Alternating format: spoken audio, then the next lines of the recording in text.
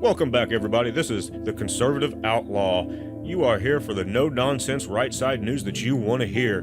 They don't want us to see it, and they don't want us to have the information, so people like me are out here bringing it to you in the masses. Make sure you give a like, a subscribe, share with your friends. It helps me out, helps the channel out, helps us get you more information. Let's get into the action. Is the president planning to attack Venezuela? No, he's made it very clear we're not going to put troops into Venezuela. What we're trying to do is protect our own shores.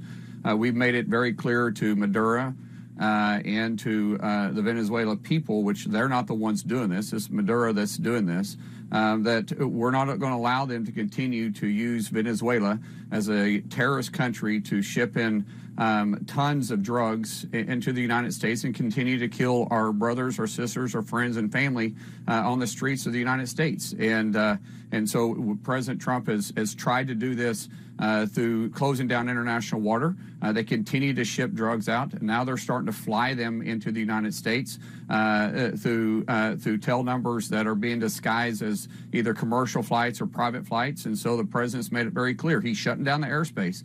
And by the way, we gave Maduro an opportunity to leave. We said he could leave and go to Russia or he could go to another country. And the Venezuela people themselves have also spoken up and said they want a new leader and restore Venezuela as the country they used to be, a very prosperous country. But Maduro has absolutely ruined that country. Senator, I want to ask you about that, but you said no troops on the ground. What about military airstrikes inside Venezuela? No, he has not committed that either. He is protecting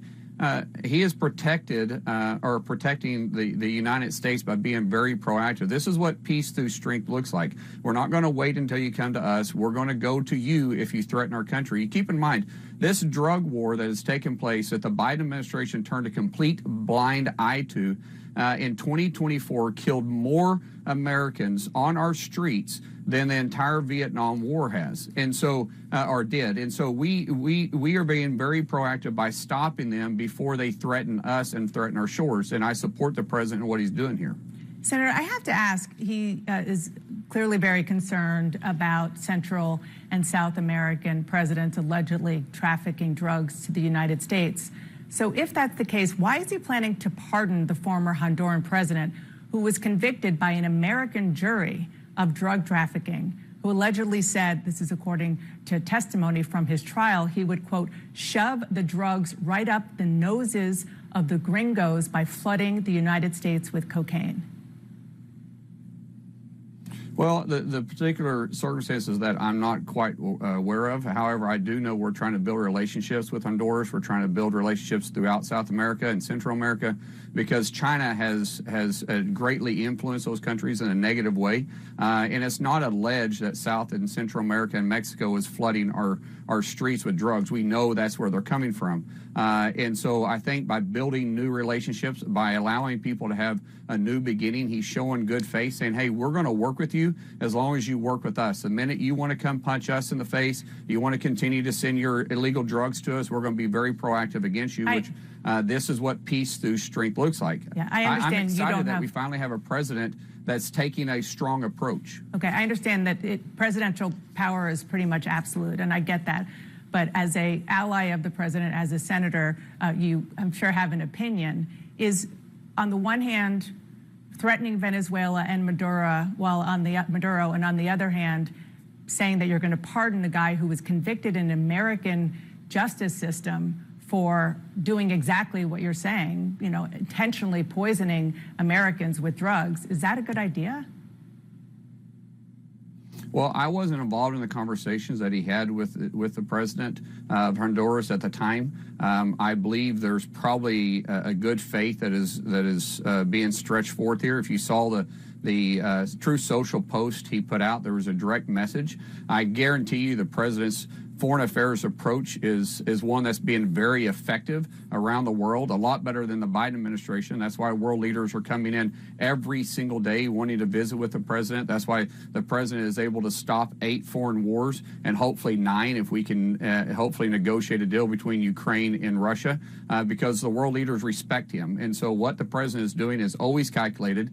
And I haven't had a direct conversation with the president about it, but I do trust his natural presidential reaction and his approach to foreign affairs, because we can see it's being very, very effective. I want to turn to new details we're learning about the U.S. attacks on a suspected drug boat, which have killed dozens of people. Now, sources tell CNN that in the first strike in September, one missile disabled the ship and killed many of the crew members, but when some survived that first strike, the military launched a second strike to kill anyone who was left. And these individuals were apparently unarmed, already injured from the original attack. Are you comfortable with that? Well, I don't know if I believe that at all, because we're doing alleged sources. Nothing has been verified by this. We do know that a survivor that did survive in later attacks was picked up by the United States Coast Guard or Navy, I'm not for sure, and was sent back to his country. You guys reported on that. So I doubt very seriously that took place. And unless there was more to the story that the boat was enabled again and they were trying to run again, I don't know, but I don't think this story is accurate. And we keep talking about something that's alleged. It's alleged. It's not, nothing's been proven at all about this. No one's come out and said it was accurate. It's just somebody by an alleged source that anybody can name or make up that this supposedly took place. Well, the chairman, the Republican chairman of your committee, Armed Services, in the Senate, and the Republican chair of the House Armed Services Committee have both taken enough, see enough credence in this that they say that they are investigating in a bipartisan way, which we haven't seen a lot of in this administration so far. They're promising vigorous oversight, to be precise. If they find through the vigorous oversight that they didn't. Go ahead. Well, I was going to say, they didn't specifically name this issue. They said of the whole operation that's going on in international waters against these terrorist organizations trying to flood our streets with drugs. They said they're going to have oversight of it. They didn't specifically name this particular situation. Okay, but by the way, in the House, they did the same thing. Okay, as part of that broad oversight process, and if they do find that the defense secretary gave an order to eliminate people who were already injured on a boat, which a lot of legal experts say is illegal. Mark Kelly was just here and he said it's potentially a war crime. Should Pete Hegseth face consequences? Listen, you're once again making assumptions that's not even kind of accurate, I don't believe. All we're doing is talking about an assumption. This hasn't been proven. It hasn't been said it was actually true. And as far as Mark Kelly, what he says, Mark Kelly is saying the most ridiculous things I've ever heard right now. He's encouraging men and women in uniform to question the orders of superior officers. He just got in saying that the president was racist because he doesn't like brown people.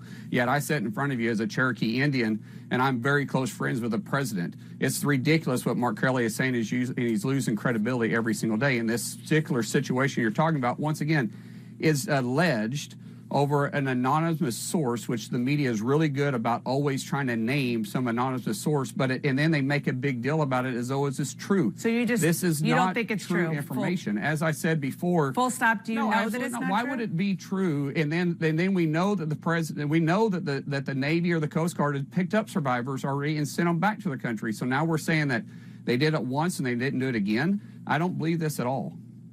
Okay. Could that be because a lawyer in the Pentagon said you can't do that again, and then they didn't? Then they actually listened the second time? Is that possible?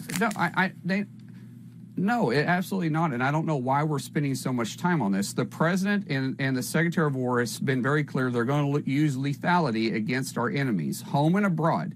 This has been very clear what's going on right now, that the drug organization that is considered a terrorist organization that is flooding our streets with drugs, that's killing Americans every single day, they're being proactive on it. Good on them. Are we doubting that these drug dealers are actually drug dealers? Do we think they're just out there fishing? Do we doubt that this is a terrorist organization that's killing thousands and thousands of people on our streets? What are we questioning here? These individuals don't care about the lives of our friends and families. Why do we care if we take them out in international water? It is a war because they've declared war on our streets, and the president and Secretary Hegseth is doing exactly what we should be doing, being proactive against our enemies, and that's what they're doing here. And I applaud them for doing something, because the past administration did absolutely nothing, why thousands of Americans died on our streets.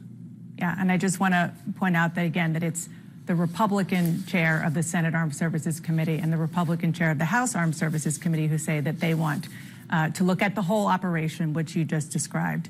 Thank you very much. The whole operation. Yes, Senator, Well, thank we you. have oversight. Yeah. That's our job. It we is. have oversight, and there's nothing not wrong always- with oversight. Absolutely. It just hasn't always been carried out in recent months. Thank you so much. Appreciate it.